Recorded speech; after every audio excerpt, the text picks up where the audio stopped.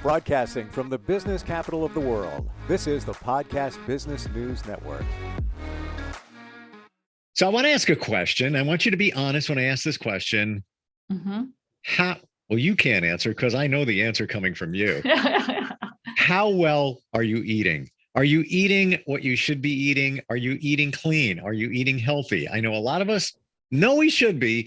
And if we were guided properly, we probably would be eating a lot better, feeling a lot better.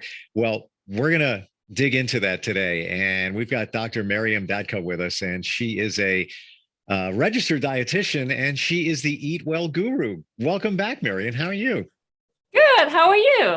I'm fantastic. It's great to have you on. I'm proud because I'm drinking not soda, but seltzer. Look at you. I'm learning. Eatwellguru.com is where you can find out more about Dr. Dadkhah. But today, since we always hear about carbs and fat and protein, as a matter of fact, I just had a half of a protein bar before. We call it a protein bar, but it's like a balanced bar with allegedly the right amount of carbs. I saw that. Right amount of carbs, the fat, the protein. Question today, what are good carbs, good fat, and good protein? Can we boil that down? We can. Do you want me to start with answering your question about if I eat right, eat well or not? Okay. All right, here we go. True confessions by a registered dietitian. Go ahead. Okay. So for most part, I practice what I preach. Okay. That being said is for most part, yes. So, and then my diet is very much like a Mediterranean diet. And I'm from that part of the world, pretty much. So, but have it in mind that the Mediterranean diet, that is a real Mediterranean diet, not what is going on these days in that region. Because in this time and these years, it's very much like a Western diet. It's not that much difference. There might be some areas that still they do better, but they're not as good as they used to be. So let's get back to your question. Which one would you like? I want to know. I want to learn something. Sure. I love learning. When you say the Mediterranean diet isn't the way it used to be, is it more, call it Americanized? Like when we eat Chinese food, it's not, if you go to China, they're not eating what we're eating typically because it's made here, and it's been made for us for our palates here in the States. Is that what you mean? So I give you an example. I actually had traveled to Italy and Greece, and those are two big countries when it comes to Mediterranean diet. Sure. Wherever we go to eat food in Greece, they would give us like this huge plate of fries. And we didn't expect that. So the potato is part of the Mediterranean diet, but not a big plate of fries. We hardly saw that much of vegetables, which fruits and vegetables are the base of Mediterranean diet.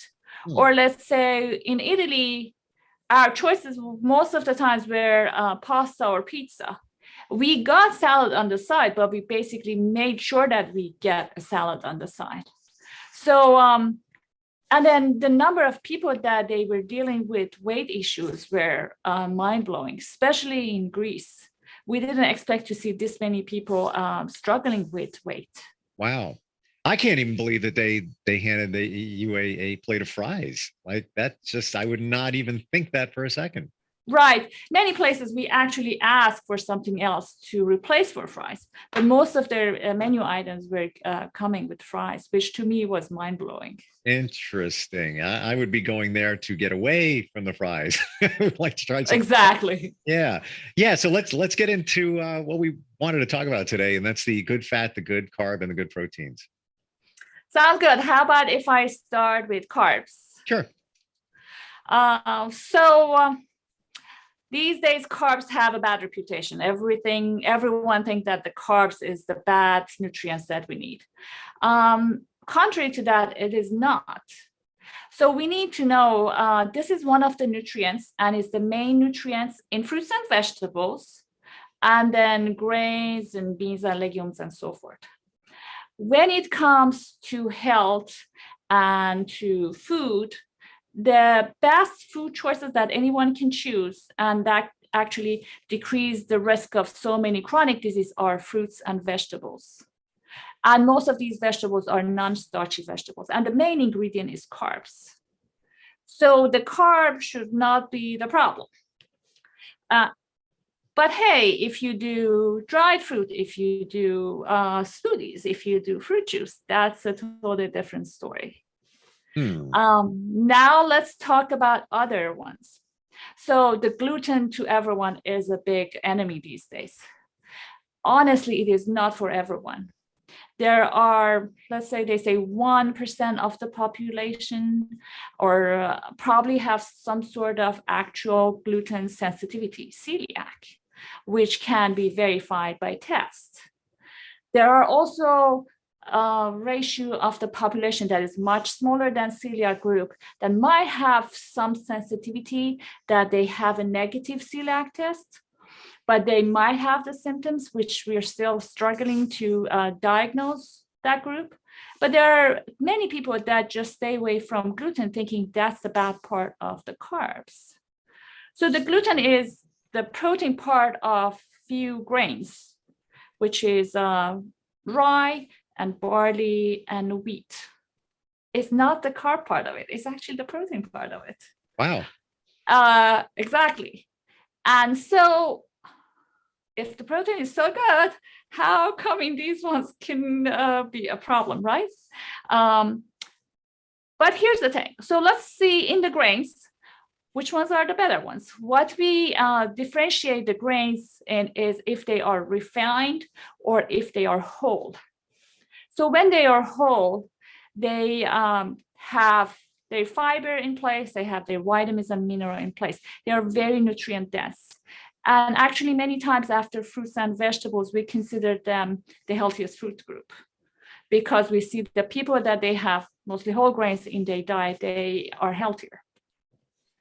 If you choose these refined ones, then when the trouble starts.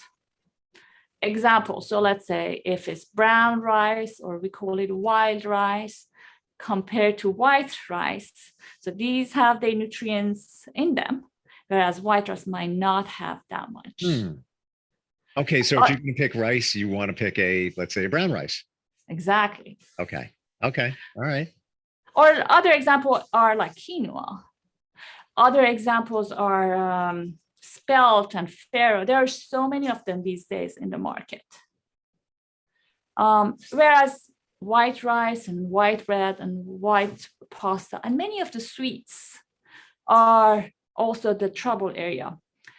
Interesting to me is there are so many people that they say, oh, I don't do grains or I don't do carbs, but they don't eat anything with the meals, but they keep their sweets in place. So it looks like for whatever reason that they do that, the sweets have a different place, which sweets are usually the worst kind of the carbs that you can choose. Actually, we're getting instant feedback, and Jamie's checking in from Maine, and she says, I love bread. Is whole wheat bread a wise choice? And what other suggestions can you make in terms of bread? Jamie, I'm 100% with you. I'm a big bread lover. I cannot live without the bread. That's my main staple. So whole wheat bread, but there is a big catch with that. What I usually do is I would look for a bread that either made with a whole grain or made with a stone ground whole wheat or whole grain, or made with a sprouted one. So these are my three main choices. Then I look at the number of fiber on one serving size, and also number on the carbs. So some, they might have, let's say 30 grams of carbs, but only 2 grams of fiber. What I like to do is, let's say the carbs, the total carbs to be around 15 grams. And then for that 15 grams of carbs, if they have 3 or more grams of fiber, I love it. At the same time, I want it to have the least amount of sugar, which I'm looking for 2 grams or less of added sugar to those breads. And there are some out there you need to know, you need to actively explore and look at the labels and make sure this is the right choice. Beware though, sometimes the food producers change their food formulation. So something that is great today, next week might have a total different formulation. So it might go from the best to almost no fiber in it. So check the labels. Yeah. And that's good to know, doctor, because if you're buying one particular product, I'm on autopilot. When I find something, I just keep buying the same thing over and over again. I like it. Maybe I feel it's healthy, but got to check the label. And so many things are made to look like they're healthy. Like you might see, whole wheat bread right away. You grab it. Yeah, that's got to be good for you, but maybe not so much until you read the ingredients. That's so true. And then again, for let's say I said brown rice. So we have pasta that is made with brown rice. Many times the fiber content of it might be even less than white pasta. Wow. So that's why I'm saying check the label, because they get you with those food labels. Totally. All right. So that's on carbs. Before we get off of carbs, I had one the other night, a smoothie. Is that okay as long as we don't add, sugar and things like that to it? If it's just let's say, hypothetically speaking here, we're going to throw in strawberries, we're going to throw in bananas, we're going to throw in maybe some either skim milk, just that, or maybe oat milk or almond milk or something like that. Is that okay? Okay, so let's break it down into pieces one by one. Go right ahead. So what we are expecting to get from fruits and vegetables the most are a few things. So they are powerhouse of the best nutrients on planet Earth.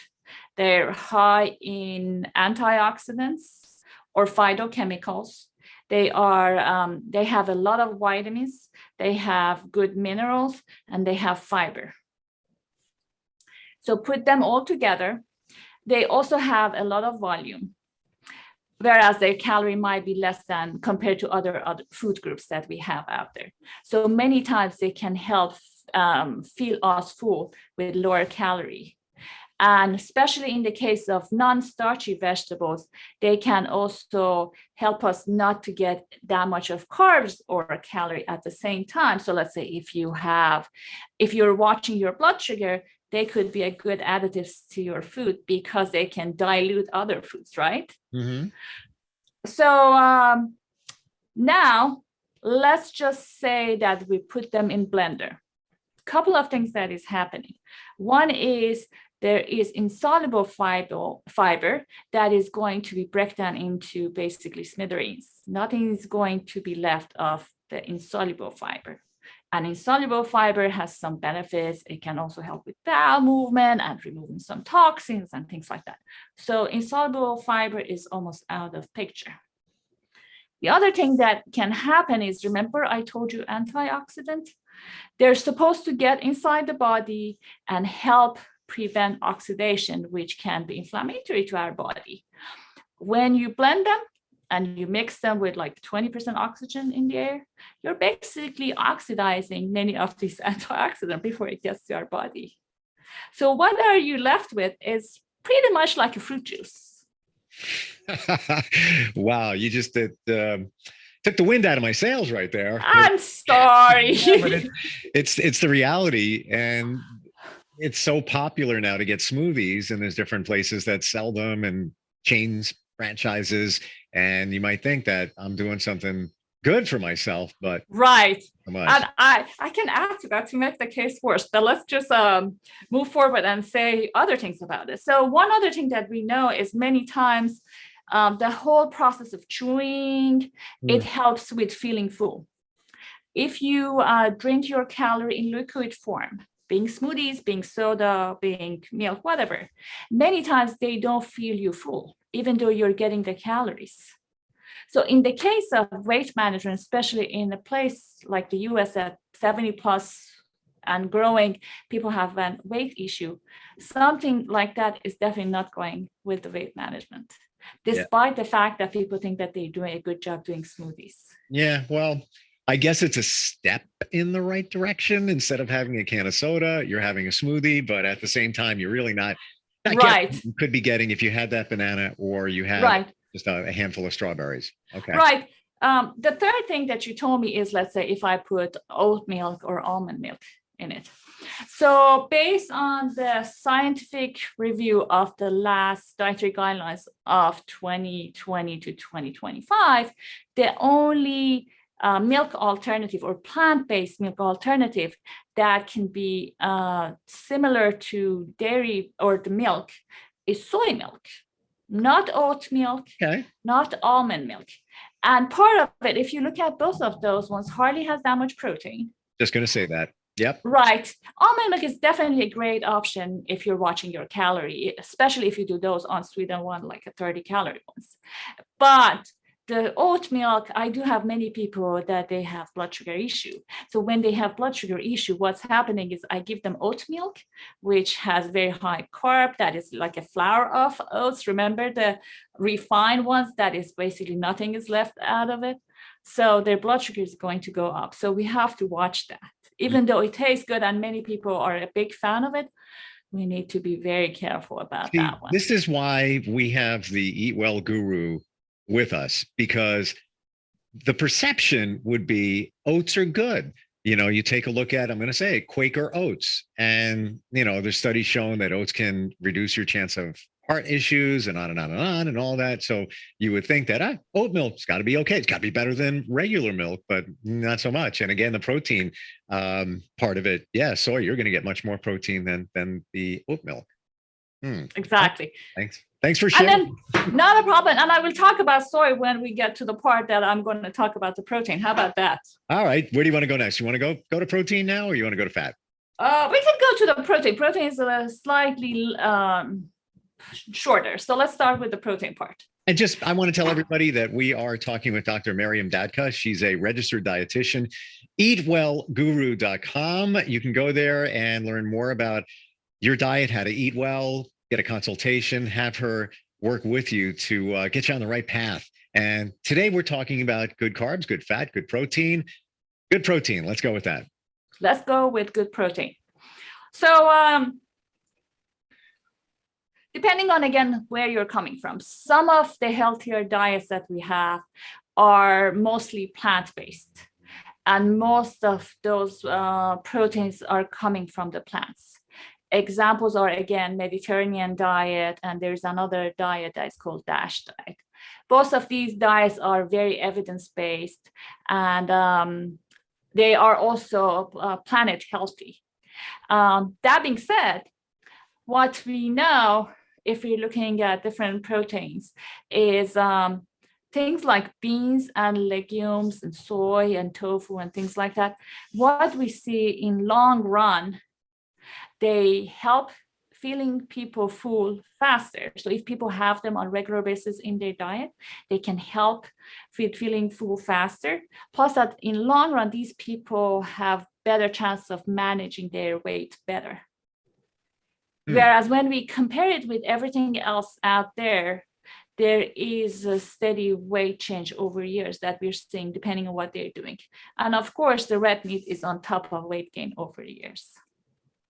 So let's say somebody's thinking about having the right kind of protein for dinner. So is it going to be steak? Is it going to be chicken? What would be the best recommendation? Would it just go for chicken, avoid steak? Are we supposed to, because they always hear about red meat. Nah, not so good. You know, limit your red meat. What are your recommendations for that?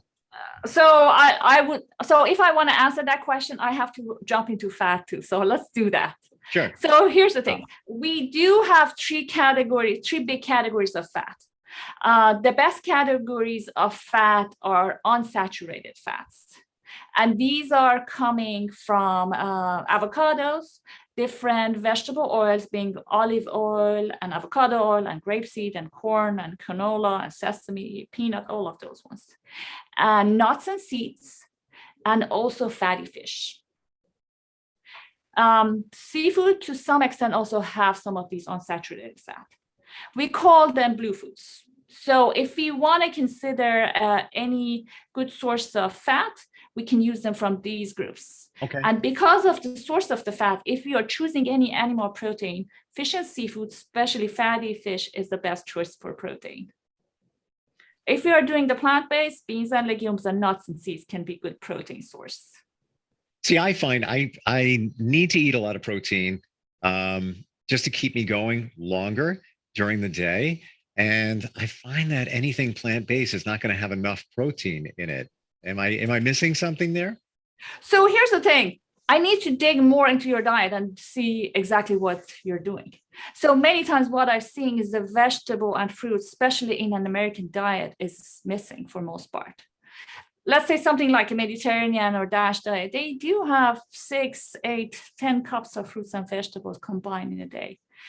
Hardly that many people meet that requirements or that. So that could be part of the big reason that you need something to replace for that basically volume. Remember that I told you they help with the volume of the foods? Okay. So All right. maybe that's one area that you need to look at. This is just my guess. I need to actually ask you more questions and go from there. Maybe one time we can do that. We can basically look at your diet and see what you're doing. Use me as a guinea pig to show up. I'm fine with that. And exactly. You might have hit something right there. I'm right. not eating enough of this and thinking that I need more of this, be it protein, right. More protein. All right. Fair enough. Okay. So, but then the second group of fats that we have are saturated ones. That's where the trouble starts. That's when the cholesterol goes up and triglyceride goes up. These are mostly from red meat or dark meat of poultry, meaning legs and thighs and wings and skin. And red meat mean pork too, because many people think that pork is another white meat. Pork is another red meat, not another white meat. Okay. So whole fat dairy products, so cheese and ice cream.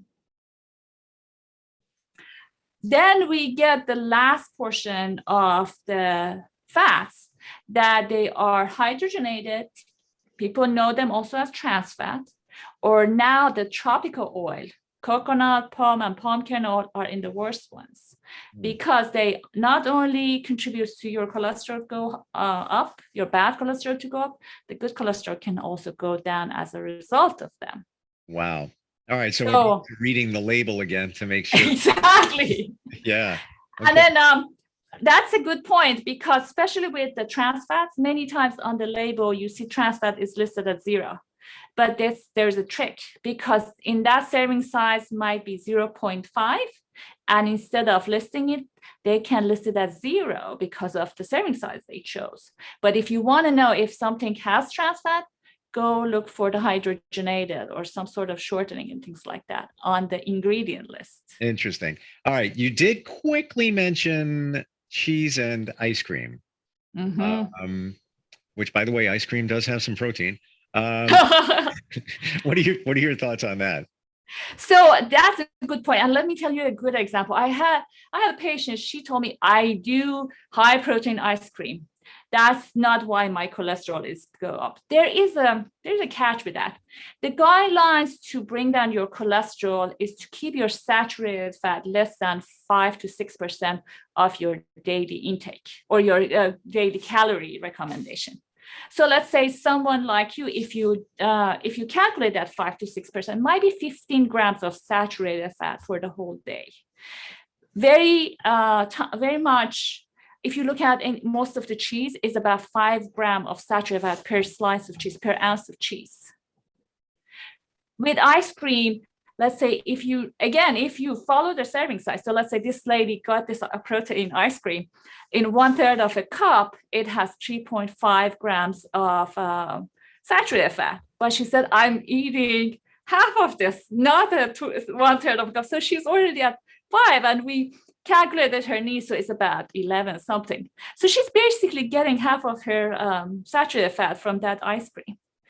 That being said, is even if they get you with these terminology. So you think that protein is good, you don't check the rest of things. Or they said, very much like whole grain that you told me, you think that is whole grain, so you don't check the labels. But there are all these guidelines that many times we don't know. And even me as a dietitian, I need to keep educating myself on a daily basis to know them and then be able to educate the public about it.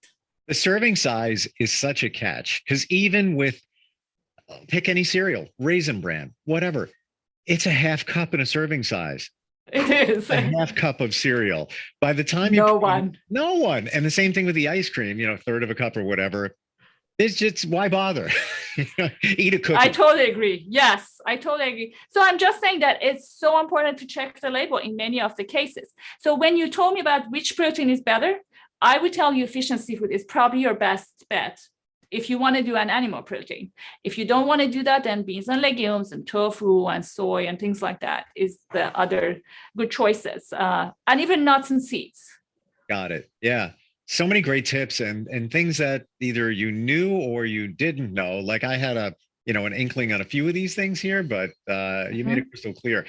Let's tell everyone, they go to your website, eatwellguru.com, and they connect with you. Is it a free consultation to start out? There's no free consultation, but they can call me. There is these videos that they can look at and see if I'm a good fit for them. Right. And then I'm insurance fee-based. So many times, many of the insurance can cover the sessions for them. Oh, thanks for bringing that up, because I always forget about that. And all the more reason you're paying so much money potentially for insurance. Why not eat better? And the insurance companies are covering it because they know if you eat healthier, you're not going to get sick. You're going to be exactly. Yeah. Oh, and it's much cheaper to cover my fees than cover, let's say, for what is coming in life, right? Yeah, like what could happen if you had high exactly. And yeah, it's always Dr. Maryam Dadkhah, always great having you on. So much great information, and food is life. So we should be eating the right thing. We should be educated about what we should be eating. And again, like we started talking about, we know we should eat better. It's just you need some guidance, and appreciate it today. Eatwellguru.com. And there you go. That's your good carbs, your good fat, and your good protein. And going to go back to half that protein bar. And after that, I think I'm done. I got to eat that. Seriously. Read the label. Read the label. That's true. All right. We'll catch up again next time, Doctor. Thank you so much. Thank you. Nice talking to you. You too.